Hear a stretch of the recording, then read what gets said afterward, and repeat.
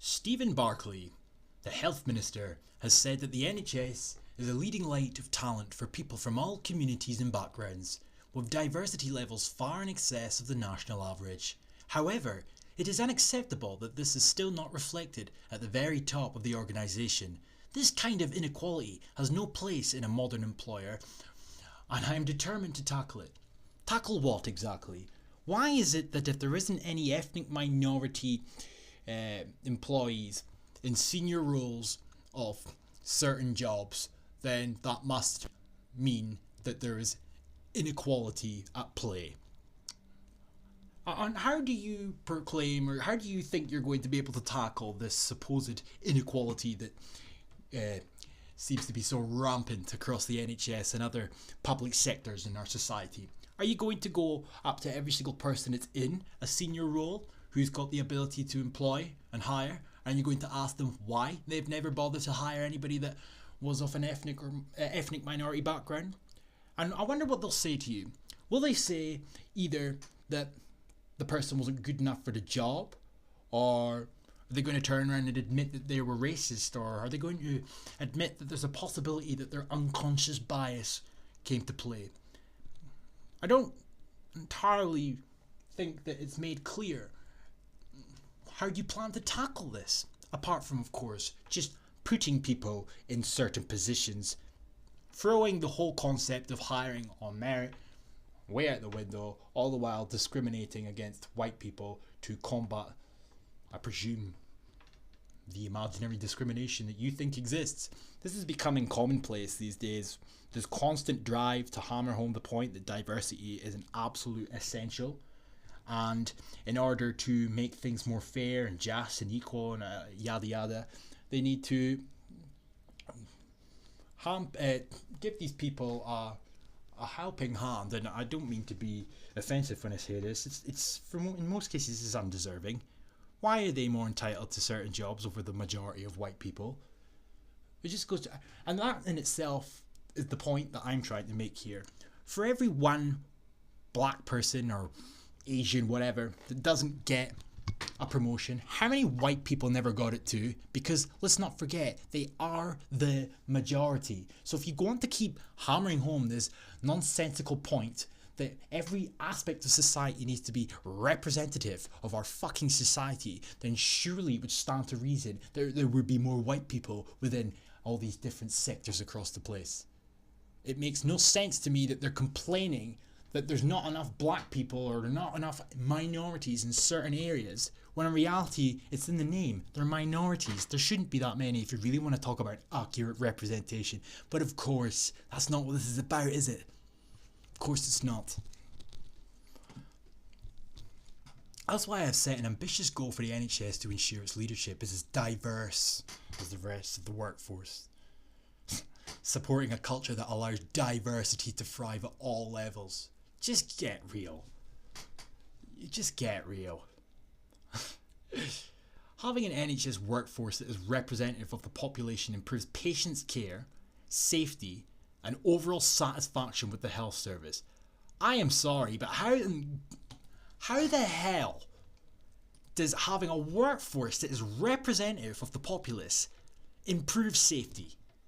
Not to mention, I love this because this is becoming a common theme as well, right? We keep being told that diversity and multiculturalism, etc., is the way forward, and we need to live by it whether we like it or not. But then in the next breath, we see this continual push and cry for an increase to the amount of minorities in certain areas, because in order for the minorities that are currently in these areas to feel more included, we need to see more of said minority in order for them to feel more included. So in one breath, we're told that, diversity is our strength. But then in the next breath, these people clearly don't live by that same mantra. Because what is the big deal?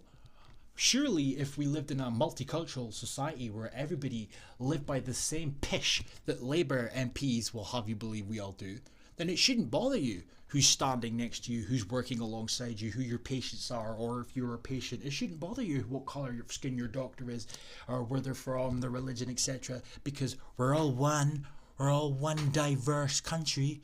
Surely that should be the case. But it seems to me that it's one rule for all, no, one rule for one and another rule entirely for the rest.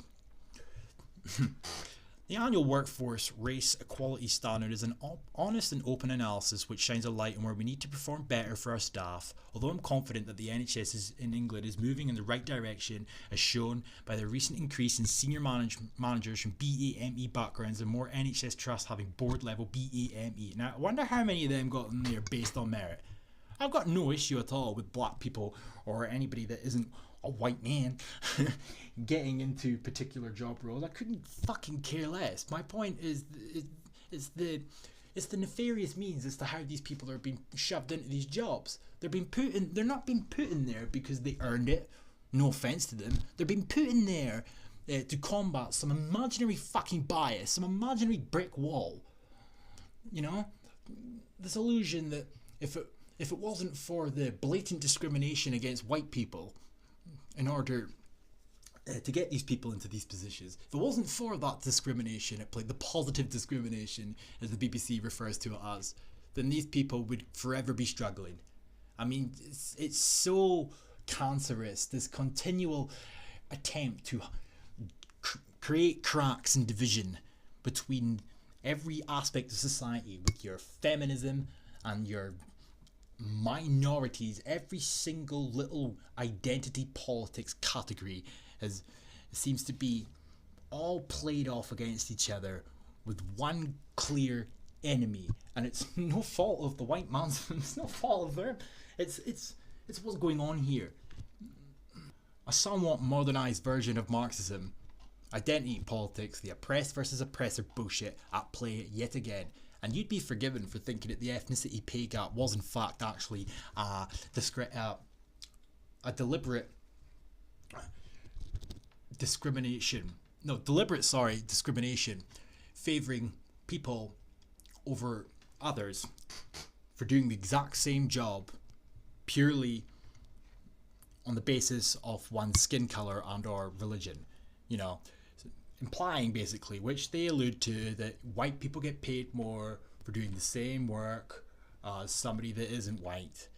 And it's literally the same as what they were alluding to a couple of weeks ago when they suggested that people from black and ethnic minority backgrounds were paid less on average than their white counterparts, quote for quote. But what they failed to take into consideration was that within that same revelation, it also transpired that Indians were paid more than whites, but of course the focus still remained firmly on white people, because this is what this is all about. And I'm sorry if anybody thinks that I'm talking out my ass or from a conspiracy theorist or whatever the fuck you will, you know, it doesn't really bother me.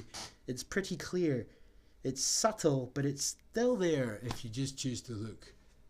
If there really was ethnicity pay gap, then you really would think that would be their main priority. But it's pretty clear that the main concern, the main gripe that these folks have, whoever they are, I don't know, it seems to me that they're more concerned about ramping up the amount of black and ethnic minorities within certain sectors of the workforce. And that's not just in the NHS, that's in the army, it's in the police, it's everywhere. It's every fucking where.